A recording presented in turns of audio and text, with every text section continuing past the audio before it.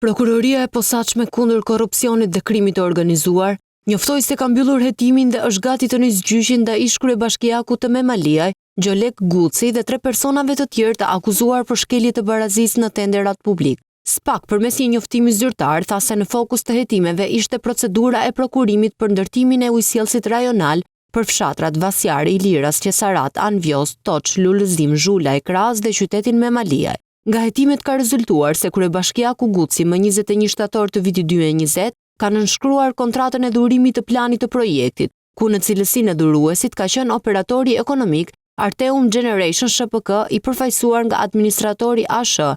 Ndërkohë, Guci ka miratuar dhe projektin për zbatimin e ndërtimit të ujësjellësit rajonal me fond në vlerën mbi 493 milion lek. Prokuroria e posaçme thotë se hetimi nisi mbi bazën e një kallëzimi të KLSH dhe verifikimet konfirmuan abuzime. Pas analizës të dokumentacionit të procedurës së prokurimit, është konstatuar se antarët e Komisionit të Vlerësimit të Ofertave, shtetasit Edmonda Harizi, Feta Hoqa, Bersant Ylli dhe Gjolek Guci në cilësinë e kryebashkiakut në bashkëpunim me njëri tjetrin, kanë krijuar avantazhe dhe privilegje të padrejta për operator të tretë. SPAK thotë se ata kanë planifikuar dhe shpallur fitues bashkimin e operatorëve ekonomik KEG, SHPK dhe ED Construction SHPK, të cilët kishin mangësi në dokumentacionin e paraqitur, veçanërisht në kriteret për kapacitetin teknik. Gjithashtu u konstatua konflikt interesi pasi një nga operatorët, Arteum Generation SHPK, kishte dhuruar projektin dhe kishte hartuar specifikimet teknike të tenderit, por u pranuan si nën kontraktor,